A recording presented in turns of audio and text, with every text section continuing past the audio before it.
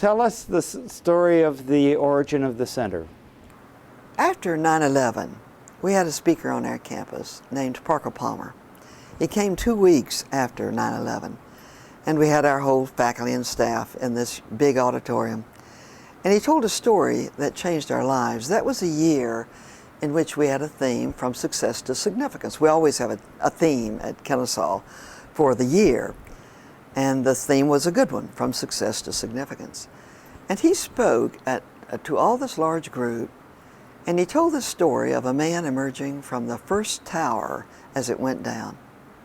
And the man was obviously, as he said it, a businessman, clutching his briefcase, covered in debris.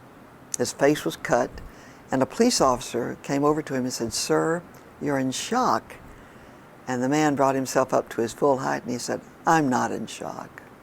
I'm fully cognizant for the first time in my life about what's important." That went through 700 faculty and staff members as an audible sigh. When are you fully cognizant of what's important? And we had him spend 3 days with us. And we began to think in terms of we're talking about from success to significance, but how do you show it? You know, what do you do as colleagues to permeate a whole university in transformation to significance? And then we began to think in terms of we'd become a university of meaning. That we're more than a collection of courses, that we're more than a ticket to a trade. And universities all over the country are going through the same kind of study.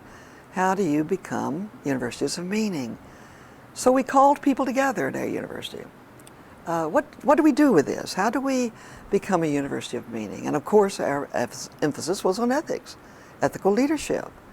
Not just the study of ethics, but how does the concept of ethics then relate to what we do as a university? So from that, we invited faculty and staff and student leadership groups to all come together to talk about how we might to really make ethical leadership a part of each one of those. And then how do we develop courses that would be on ethical leadership? How do we begin to think about training students to go out into the larger world as ethical leaders? And we were encouraged by the wonderful work of Frances Hesselbein, the Drucker Foundation, Leader to Leader Institute. And she said that in our country, trust is at an all-time low, and cynicism is at an all-time high. So you can see the kind of image of what we were thinking about doing. Because we'd had Parker Palmer here, and because we were already wedded to thinking about from success to significance, then we began to think in terms of what would be our framework on ethical leadership. And we arrived at these 4 aspects of ethical leadership. And the first one is based on trust. That everything has to be collaborative, that we learn best when we're in concert or in sync with others. And we use the story that was told me by a science professor, that if you take a cell from the heart of an animal and you put it on a petri dish, it continues to beat. If you take a cell from another animal and put it on a petri dish, it beats, but with a different rhythm. But after a while, they beat together.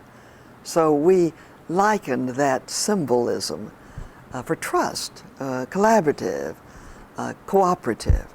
The second element would be respect, that all people are able and valuable and responsible and should be treated that way.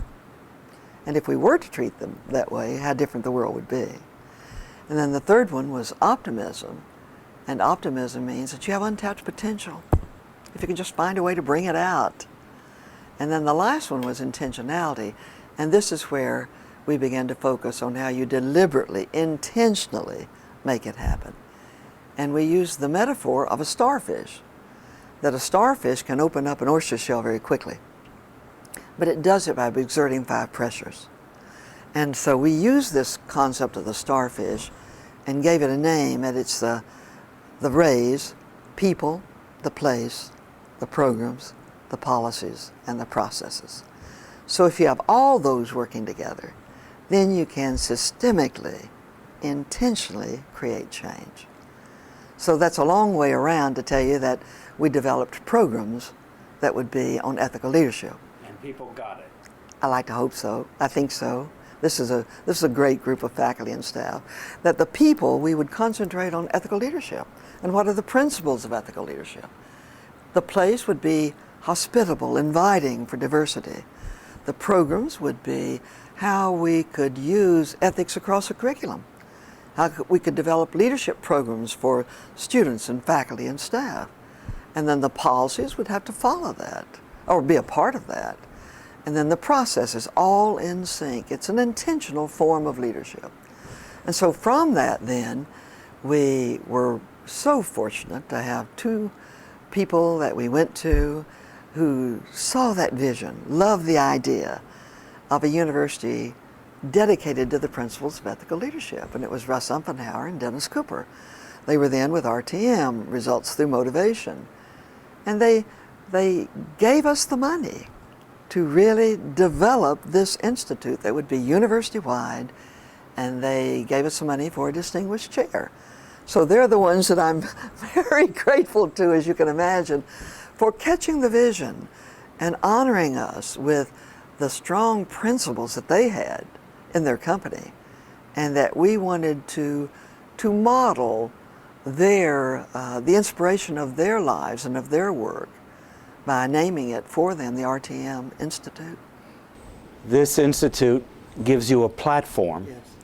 from which you can look out at the world and respond to needs all over the world. Yes. Tell us about your recent travels and how they relate to your work here. We early began to see that we needed a global perspective, that I think the four principles of ethics are basic to people of integrity. We began to think in terms of how we might draw people together from various groups, and we began to think internationally.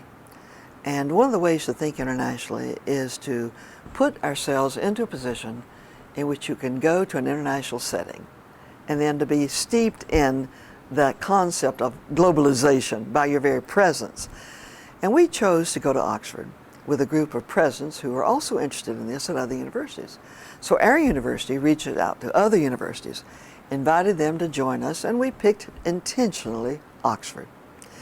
Oxford and Balliol College, it's the oldest English-speaking university in the world, and we thought, what a great setting.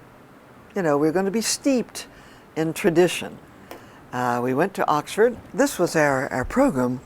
The title of our program was The Changing University President. So I invited colleagues to join me for this from 7 or 8 universities.